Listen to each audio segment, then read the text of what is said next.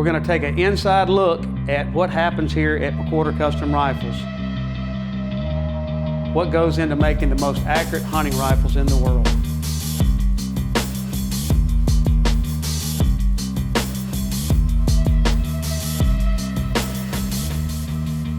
McWhorter Custom Rifles presents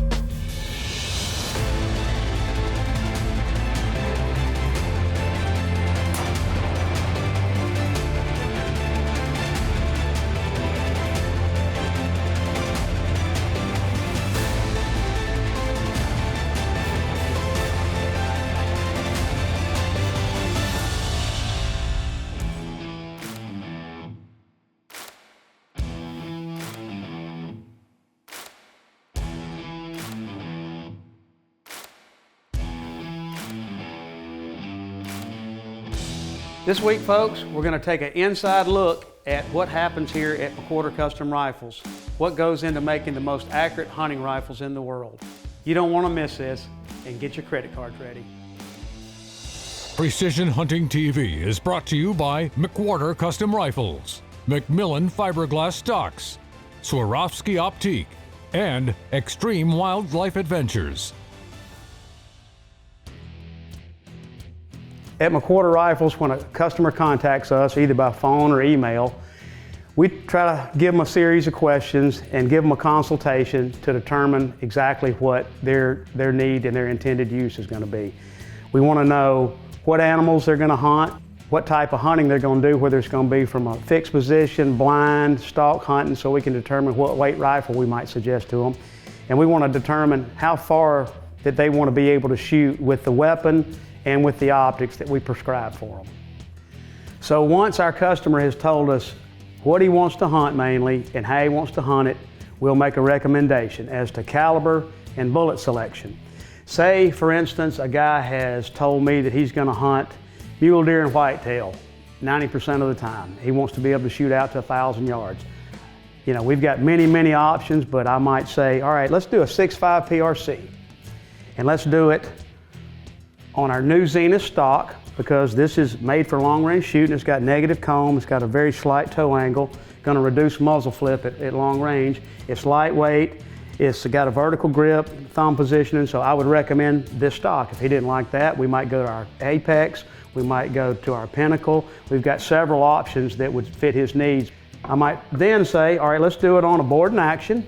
We could do a titanium action, or we could do a regular stainless steel action. Titanium is going to be 10 ounces lighter. I would say, well, how about a Brooks barrel? Let's do 26 inches, because that's going to maximize your velocity. And we could do a number 4 or another 5 or a number 5 contour. And there, the weight is going to be the deciding factor. We also could do a carbon barrel if he really wants to go light. I'm going to decide based on, if he told me he wants to shoot prone all the time, we're going to recommend a Hawkins 3-port per side index brake, so that all the gases are going to escape out the side. It's not going to blow debris up on you when you're on the ground. If he tells me he's going to be hunting in a stand all the time or from an elevated platform, we might go with a radial muzzle brake. We're going to recommend Hawkins 25 MOA rings to go along with whatever optic. And we're going to recommend a Hawkins custom Obendorf type floor plate with a wide internal extended box. So that's just one scenario of what we might recommend to somebody based on their intended use of the gun. So now that we got the order, let's go see just how we make the most accurate hunting rifles in the world.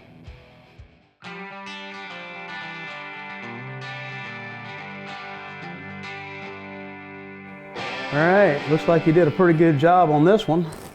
This is our CNC room, and Dustin is our CNC technician here. So Dustin, when we get an order and we've identified the custom reamer to use to cut a guy's chamber, what do you do? Well, depending on what bullet they want to run through their rifle, like say this one here we're going to cut for a 7 SCW. 195? 195s, 180s, hybrids. We have a reamer for each one of those. That's right. With different degree lead angles and free bore, you know. Optimize that load. Optimize the bullet position in the case. Correct. So we'll get in the lathe, we'll chuck it up, we'll indicate both ends. We want it exactly center. That's right. and then we will cut the threads to fit whichever action we're putting it on. Right. The boardings are double pin recoil loads. Right. That way whenever we screw it on, every time, if we take this barrel off, put it back on, take it out of the stock, every time you put it back in the stock, right, the bedding will never change. It That's stays right. precise. Right. So we cut the threads perfectly, and then we'll cut the chamber, and then we'll polish the chamber, and once that's finished, we'll swap around and do the muzzle end. So Whatever brake we're going to put on there, if it's a Correct. if it's a 3-port per side, going to be a little more involved because it's got to be index. If it's a radial, then it doesn't have to be. So Right, and we can do radials, we can do the 3 ports, 2 ports, thread caps, you know, Right. 5/8 by 24, half 28. You know, a lot of guys like to run suppressors or something like that. Would make Right. it easier for them to get adapters or be able to screw directly on. So when you get through and you blended it and you Cerakote it, you can't see the joint, and then people have to call us and ask, do these muzzle brakes come That's off? right. That's good. That means you've done your job when that happens. So. yes, sir. And we do most of the muzzle loaders over here, and we do all the breech plugs for the muzzle loaders, our proprietary breech plugs. And Dustin does a good job sometimes, Sometimes. most of the time, all the time. All the time. The fact that he's here means he does an excellent job. This segment of Precision Hunting TV is brought to you by Borden Accuracy, makers of the most accurate custom hunting actions on the market. Manufactured in the USA to true bench rest tolerances. Borden Accuracy equals success.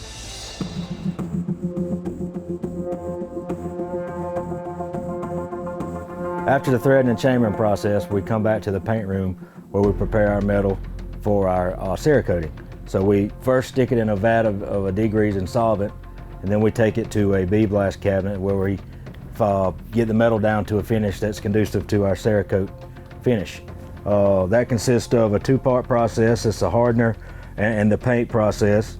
We mix it to a 12-to-1 ratio, weighed out on a scale, our trusty beaker here, and we take the paint, we paint all our metal pieces, barreled actions, Hawkins rings, Hawkins bottom metal. Our boarding actions come with a bolt that has a DLC coating on it, so we tape off that bolt. We do paint the bolt handle, as you'll see later. Anyway, we put it in our Cerakote oven here, 300 degrees for an hour. After that's processed for an hour, open it up, cool it off, and then all of our metal parts are ready to go in another room for our bedding process. All right, so we got our barreled action Cerakoted. It's back from our Cerakote area in the back, baked on, ready to go. Dustin's already put our adjustable pre-radius pillars on here, and you can take it from there. All right, so after we Cerakote it, we have to prep the stock for bedding. We use Marine Tex to use our bedding. We wax everything. We have to bed the barrel, or we have to Sand the barrel channel after you've milled it for that action. Yep. Right, we have to sand out the barrel channel so it fits precisely in here where it's the same amount of gap on both sides. There's no type of Barrel pressure channel's perfect, points. yep. Everything is stress-free, so that actually when we get through bedding it, the stress on the action is less than 1/1000 when we check it with the Our gauge. bedding gauge. That's right. here. So if it's over thousands, we go back and bed it. So, Correct. and because if it is, you'll see that on the target. You'll see things start to double group, and you'll It'll see some shoot shifts. side to side That's right. most of the time. Yeah, most of the time. And side to side is not good. We need for them to shoot straight, right? We want them in a hole. All right. So how long is it going to take you to bed this? From right now, by the time I get through prepping this one, it'll be probably 2.5 hours before we get through Right. putting in the Marine Tex and getting everything cleaned up and putting it over here with the rest of them. And we let the Marine Tex cure for at least 24 hours. 24. We usually let them sit over the weekend just to make sure. Right. But we always Cerakote it before we do the bedding, because if you don't, you got that Cerakote thickness, which would impact your bedding. So, It does. all right. What's next? When you come back on Monday after the weekend, after you played around all weekend, had a good time, what do you do on Monday? All right, so on Monday we'll take the barreled actions that we've had bedded over the weekend, let them dry. We'll break them out. We've got our tool here that we use that pulls the action straight up out of the bedding, so we don't crack it, we don't stress it in any way. Don't It stress pulls it. straight That's out. exactly right. Yep. And then we'll take it to the mill. We'll mill everything out that's excess. We'll sand everything down on the sides so it's all smooth. And so the last thing we do, we check the bedding with our gauge. This gauge will actually clamp onto the barrel and has this dial indicator that touches off the stock here. Right. So that whenever we have our screws torqued down, The 45 inch to pounds or 45 whatever. inch pounds, Yep. we torque them down. And when we break it loose, The front action lug. right, Yep. this will be a little over exaggerated, but when a stock, When it's stress free, it's going to be under 1,000 reading on the right, gauge. it'll Yep. actually move this stock one way or the other depending if it's stressed. But if it's stress free, the action Not will going to move. out of That's the right. stock. And if it does move and we start shooting it, we'll see that on the targets for sure. Sure. So, all right. Good job. Let's move on. Let's make it look good now. It's time for paint. Precision Hunting TV is also brought to you by Huff Power Auto and Outdoor Stores, Borden Accuracy, Ultimate Antler Deer Feed, Mesquite Creek Taxidermy, and Rudy's Country Store and Barbecue.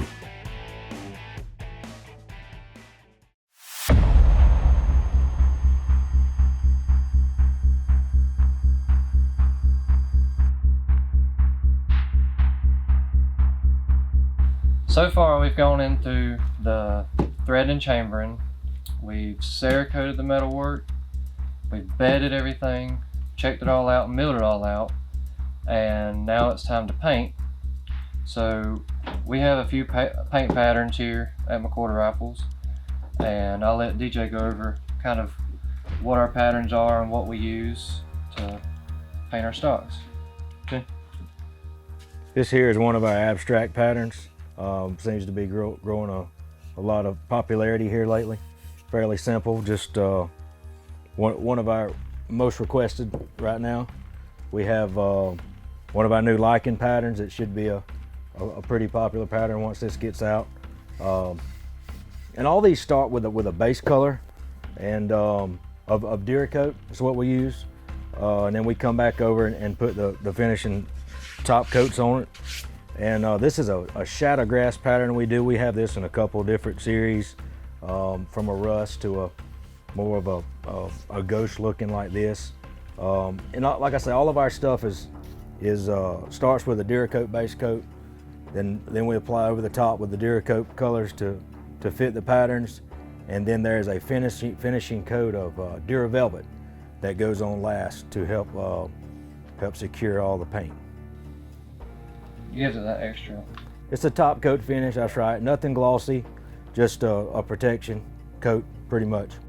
After the paint's finished, we'll go and put everything together and we'll move on to load development.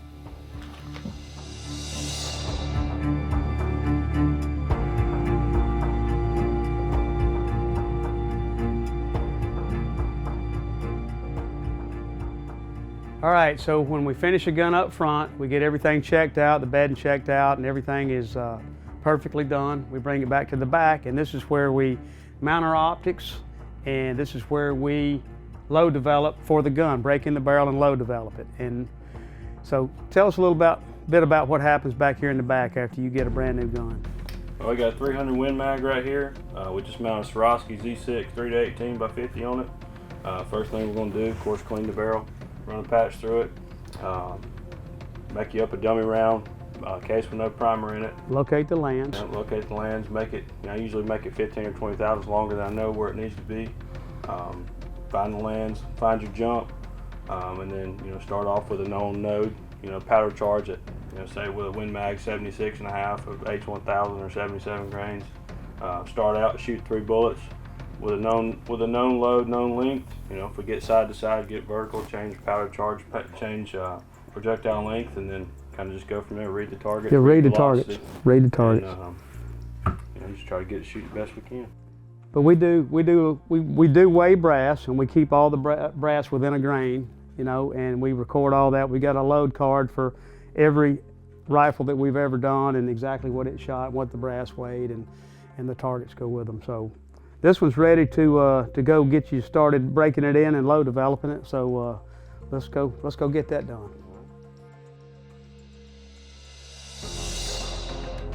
All right, so this 300 Win Mag is broken in and we think we've got a good load for it.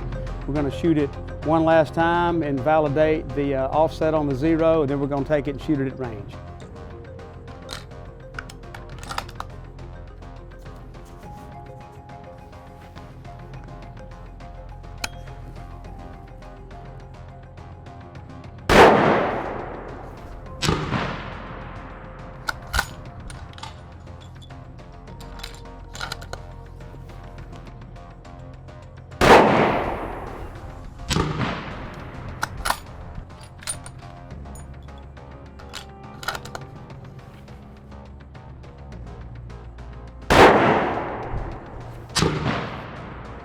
There we go, and that's what it takes to build a McWhorter Custom Rifle, the most accurate hunting rifles in the world. Precision Hunting TV is also brought to you by Tacticam, Sig Sauer, Trigger Tech, Brooks Barrels, Capstone Precision Group, and Hawkins Precision.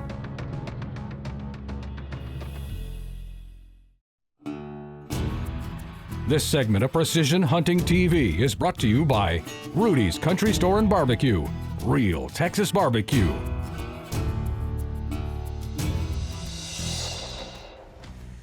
Well folks, now that you've seen how McWhorter rifles are made, let's look at some of the results that they've produced in the past.